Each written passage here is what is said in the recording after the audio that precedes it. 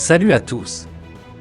Abonne-toi à ma chaîne et mate la suite de actualité car l'armée malienne a neutralisé une soixantaine de terroristes et interpellé 16 autres, dans des offensives militaires menées dans le cadre du plan Maliko et de l'opération Kélétigui, dans le nord-ouest et le centre du Mali, contre des bases des groupes terroristes, au cours desquels 2 soldats ont été tués et 10 autres blessés, indique un communiqué publié vendredi soir par l'état-major général des armées maliennes.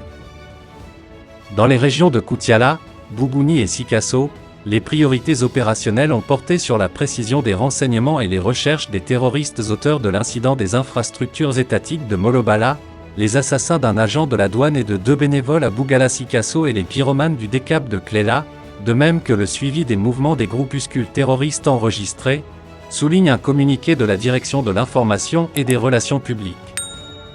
Des armées, DIRPA. Dans la région de Nara et de Koulikoro, les reconnaissances offensives dans les secteurs de Dalibougou, Kamisara, Boromo et Madina Sako et les tirs d'artillerie suivis de fouilles dans la forêt de Troungalé et les collines de Tola ont fait le bilan suivant: 16 terroristes neutralisés, 8 terroristes interpellés, divers matériels détruits y compris des motos, des engins de fabrication de EI, des armes et des munitions et 03 AK-47 en bon état récupérés, poursuit le communiqué. Sur le théâtre et de l'opération Maliko, des frappes ont dispersé une vingtaine de terroristes en mouvement dans le secteur de Ndaki, avec la destruction d'un pick-up et la neutralisation de 08 terroristes, ajoute la DIRPA.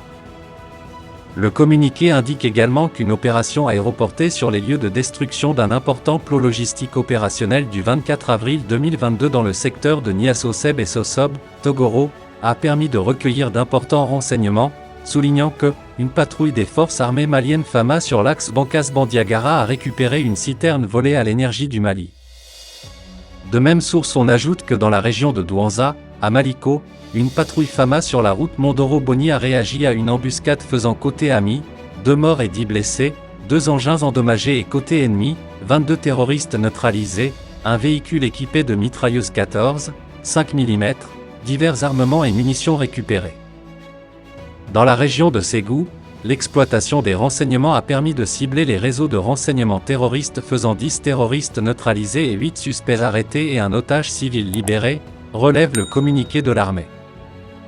Ces opérations s'inscrivent dans le cadre des actions menées par l'armée malienne pour la recherche et la destruction des sanctuaires terroristes dans le cadre du plan Maliko et de l'opération Kélétigui, note le communiqué. Cependant, la ville de Nouna dans la boucle du Mouhoun a connu une attaque d'une ampleur sans précédent dans la nuit du 7 au 8 mai 2022, perpétrée par des hommes armés non identifiés, ANI, qui seraient venus de la province attenante des Banwa, qui est depuis plus semaines dans leur ligne de mire. Ils se seraient massivement regroupés à la périphérie ouest de la capitale de la province de la Kossi, avant de se diriger vers le centre pénitentiaire et d'en faire sauter les portes au petit matin, pour le vider de ses détenus dont certains entretiendraient des liens douteux avec des djihadistes de brousse. Le moins qu'on puisse dire, c'est que c'est un nouveau coup dur pour le Burkina Faso qui n'en finit pas de se désarticuler depuis que la violence est devenue commune dans des portions entières du pays, et il faudrait rapidement sonner la révolte contre le maillage en cours de notre territoire par les groupes armés. Le cas de Nouna est suffisamment illustratif de la gravité de la situation et de l'impérieuse nécessité de la contre-offensive pour libérer les bourgades déjà conquises. Car il est évident que les assaillants, après avoir soumis les faibles et les démunis des zones rurales, sont désormais déterminés à aller à l'assaut des grandes agglomérations considérées jusqu'ici comme des citadelles imprenables. Mais au regard de ce qui s'est passé dans la nuit de samedi à dimanche à Nouna, on est en droit de se demander si la non-occupation des villes ne relève pas davantage du choix des terroristes que de la peur de ces derniers d'une éventuelle réaction des forces de défense et de sécurité et de leurs supplétifs. Comment peut-on, en effet, expliquer la passivité des éléments des FDS pendant l'attaque de la prison civile et les exactions qui auraient été commises sur des civils, des heures durant? Le scepticisme va en se renforçant. Pourquoi les militaires basés à Djibasso, Barani et Dédougou n'ont-ils pas bougé, alors qu'ils étaient tous à une cinquantaine de kilomètres de Nouna?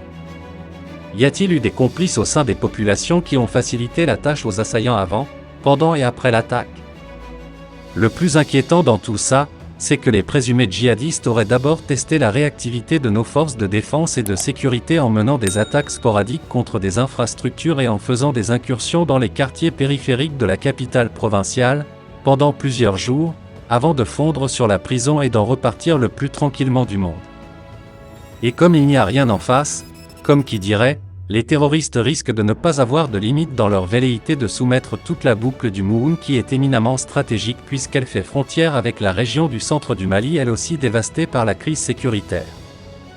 La récurrence des attaques ces derniers temps dans les Banwa et la Kossi, et l'annexion déjà d'une bonne partie du Sourou sont la preuve.